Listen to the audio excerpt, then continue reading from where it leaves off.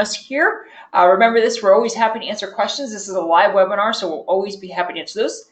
Let's go ahead, everyone, and get started. And of course, this is the Get to Know Your Admin Site webinar. So when you are going ahead and looking to navigate to your admin site, one way to find it is by looking at the URL. So let's say, for instance, your school's domain is www.highschool.org. Well, if this is what your website viewers would use to go and find your school's website, finding the admin, all you need to do is just remove the www and replace it with this here. So it becomes admin.highschool.org.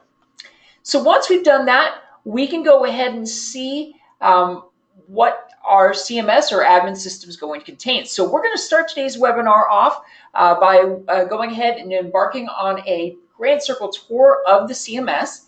And we're also going to have the opportunity to see just how easy it is for us as website administrators to be able to go ahead and add content to that. So what we do is we navigate over to our admin system and we start by logging in. All right, everyone.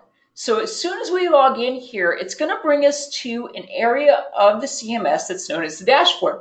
The best way to think of the dashboard is going to be this, that it's your information center. It's a great place to go for information, including the status of any recent tech support tickets that you have submitted, as well as a schedule of the day's webinars. So as we see, we have Get to Know Your Admin Site, calendars, create and share events, and making accessible PDFs using Microsoft Docs. If we look up over to the right, what we see over here is contact information for our technical support team. We also have information in regards to our mobile app, as well as website accessibility too. So this all is pretty much going to be the information center for the CMS system. Now, if we look over here to the left-hand side, what we're going to see over here is this menu. Now, the menu that you see here is where you will spend approximately about 95% of your time editing your school's website. And to make it easier, what you can do is by looking at it, you can actually divide it into three main areas. So the area that I just clicked on here, what's referred to as My Stuff, these are only going to go ahead and work with things that have to do with your own profile. And this is actually something that all website users on the CMS, regardless if they're admins or if they have a general staff account, this is something that everyone's going to have access to. So remember, this only has to do with things with your own profile, such as changing your password, updating your profile photo, or even going ahead and working with your own teacher and staff pages. Now, if we scroll down just a little bit more, we're going to see another area here. So this part of the menu is really the main part, and the reason for it is it works with the homepage features in the site and the main modules. Now, if we look at this menu here, generally speaking, everything from news and announcements to the marquee, with some exception, can be found on your homepage. So as an example, if we navigate over to the homepage for Green Tech, what we see over here is we see news and announcements. We see the calendars feature. We see the photo album, video gallery. We also see student of the month. We also see our important links, bulletin board. And if we scroll up just a little bit further, we're going to see rotating images, as well as the marquee on the site. So those are going to make up homepage features. Now, in a little bit, we'll actually have a chance to take a look at news and announcements a little bit more closely. Now, if we go back to our admin page, there's other main modules too. These include the quick poll, which we did have a chance to see over on our Green Tech site. We also have bell schedules. You can go ahead and create a bell schedule, and you can have different bell schedules for testing schedules, for minimum day schedules, anything such as that. Right underneath that is going to be the facilities feature. Facilities is neat because it actually allows your staff to reserve school resources in advance. So in the end, it makes planning easier for everyone. We also have the two ways that you can send emails out from your site. Best way to think about that is this, is that email lists are like newsletters. Community mailer is something that, for example, if you're planning a school play, and on that same day that the school play is supposed to open, you have a technical difficulty, and at the last minute you have to cancel it, community mailer is a great way to go. It allows you to very quickly send an email out to your school community. Scrolling down over here, we also have the forms feature. You can build anything from new student registration forms to field trip permission slips within minutes. Not only that, you're actually able to accept credit card payments with it too.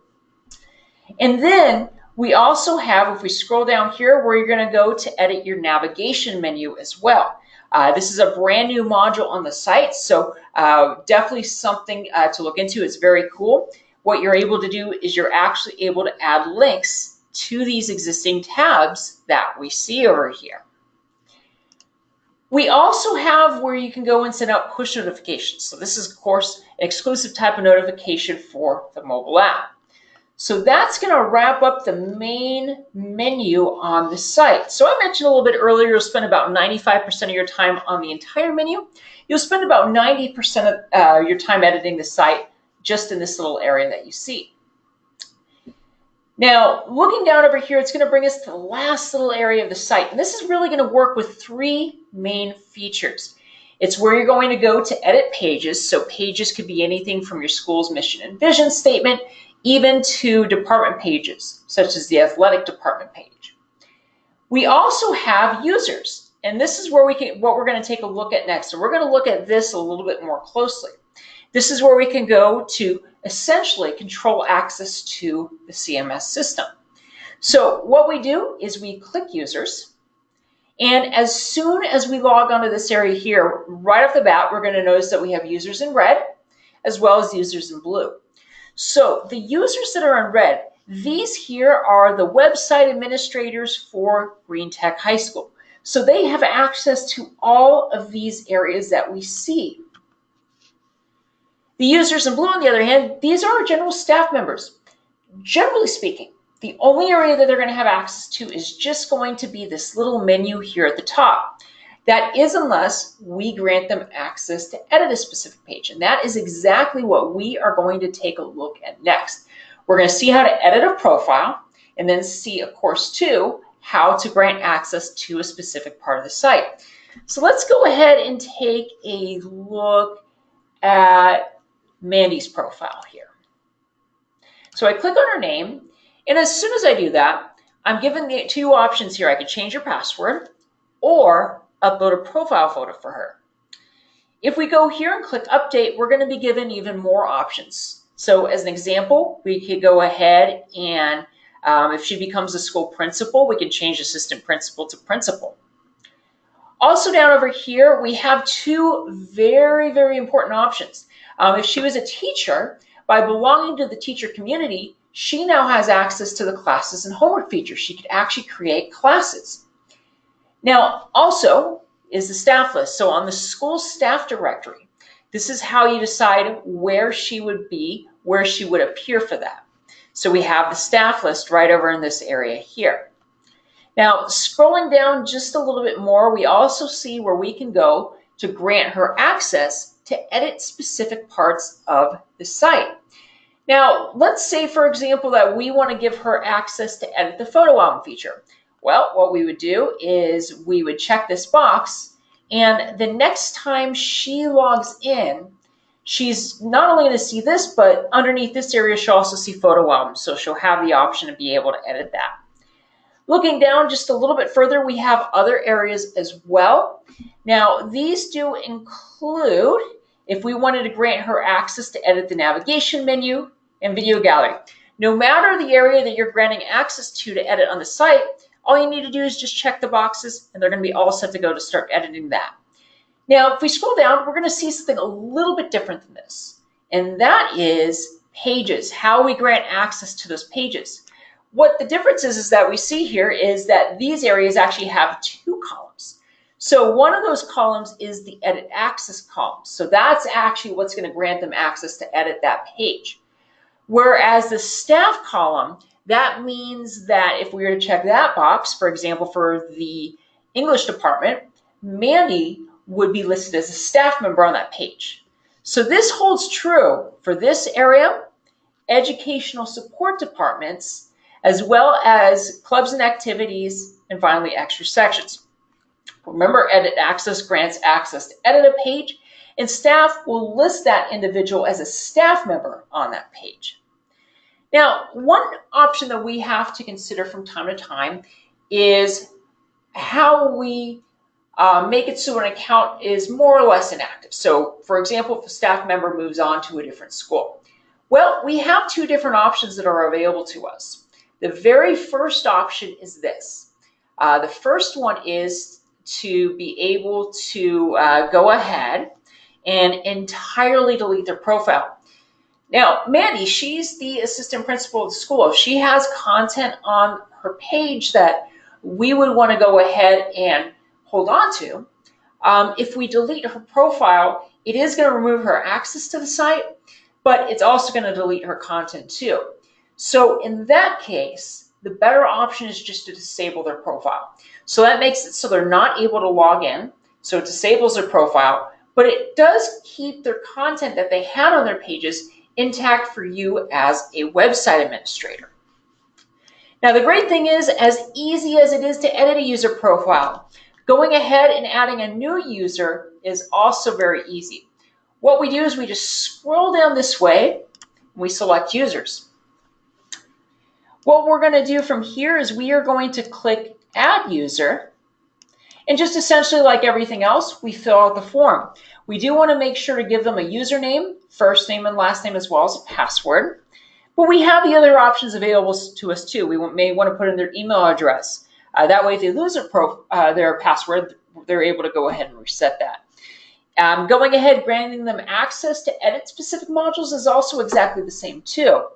And it is too also for pages. How it has the two columns, the edit access column as well as the staff column too. Now, all we need to do to finalize that after we've selected our options, filled in the fields, is just click Save, and then they're going to be all set to go. From there, what we're going to go ahead and do is we are going to go ahead and talk about the last few areas of our site. And that is going to include this area here. So it's going to work with donations, stores, sponsors, and merchant accounts.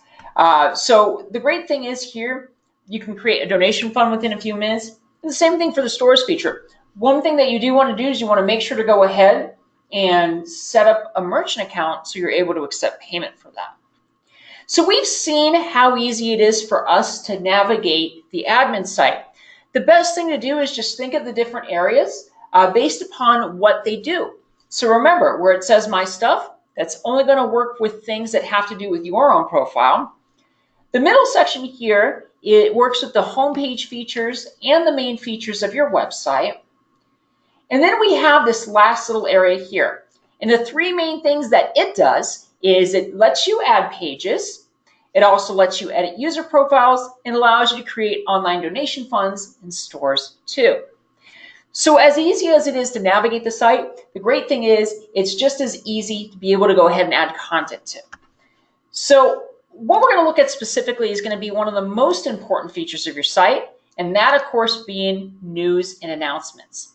So if we scroll down over here, what we're going to see is that news and announcements actually shares information directly to the home page. It's something that makes it very, very easy to be able to go ahead and share exciting school events or school news with your school community. Now, working with it, what you do is you go back to the admin page. Whoops, and I accidentally logged off our site, but that is okay. We scroll up here and we select news. Then from here, what we're going to do is we are going to click Add News, and we fill out the form here. Now, what we do here is we got to think of the story that we want to write about. So in this case, let's say, for example, the school band placed first in the national competition. Actually, we've already written about that. Let's instead say that the school football team went to state. Our first step here is to choose a news category. So in this case, we're going to choose news and announcements. Then what we want to do is we want to go ahead and type in our headline here. So as an example, we're going to type in, let's see, Green Tech High School football team. So congratulations to the Green Tech High School football team on winning the state championship.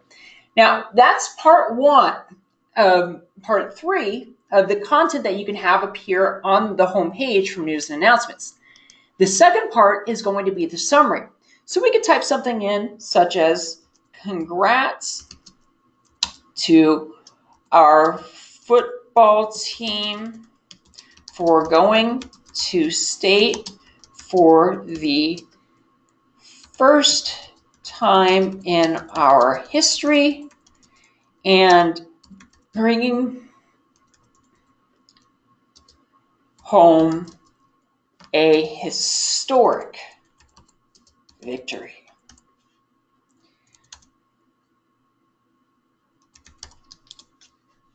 Perfect. Our next step here is to write the news story. Now, this page here, so what we're looking at, where we go to add news, is very much the foundation of your site. And one reason particularly is actually going to be this text editor. You're going to see this on a lot of different places around your site. So we'll see it here on news, calendars. We'll also see it on our own teacher and staff pages as well. And the great thing is, no matter where you find it, it's always going to work the same. So in this case, what I can do is I'm going to switch this first over to the plain text editor because I've already written our story out. And what I'm going to do is I'm going to go over to, hang on one moment. We're going to go over to our story here. So here it is. Now I'm just going to highlight over this, copy it. And then what I'm going to do is I'm going to paste it in. As soon as I've done that, I can switch it back to rich formatting and make any formatting changes I like. So, we could align the text to the center, to the right, or just leave it as is here. Our final step, one of our final steps, I should say, is deciding if we want to add any attachments for this. So we can decide as to whether or not to have a photo appear on the home page of the site. So to do that, what we do is we click Browse. We just got to choose a photo that we want to use for this. There we go, quarterback. It's going to take just a moment for that there to load. Now, to have this appear on the home page of the site, very easy step. Just click on the photo. As soon as you see the gray border there, it tells you that it's going to appear on the home page of the site and with the main page for this article. We have one last final step to complete before we can go ahead and click Save, and that is deciding as to whether or not we want to share this over to our social media channels. This here is an awesome accomplishment, so definitely something we want to do. So for that, what we do is we just check these boxes, and at the same time we click Save, it's going to post the article to our site, as well as a little bit of the content over to Twitter and to Facebook. So the date, or not the date, time, and location, that's the calendar feature. But in this case, the headline and the summary and the photo and a link back over to the article on the site. We click Save, and it's going to make that post at the same time that we're posting new content over to our site. So post to social media at the exact same time. All right, everyone. So we have definitely covered a lot of ground. Let's go ahead and review, everybody. So as we've seen here, our site here is divided into three main areas. We see here how we have kind of our information center. That's our dashboard. We also have an area here under where it says My Stuff that works with things that have to do with our own profile. Underneath that, we also have an area here that we're going to spend the majority of our time working with our site, and that's going to work with homepage features such as news and announcements and other main features such as the forms feature. And the last area that we have is this area here, and this is going to work with where we go to edit pages. It also works with where we can go to update user profiles, and the last area is where we can go and set up donation funds, where we can create online stores, and tying that together is where we can go to set up merchant accounts. All right, everyone. At this time, I'm happy to answer questions. And as we're waiting for those questions to roll in, let's see how to get help from the EduNet team. What we do is we click Create a Ticket.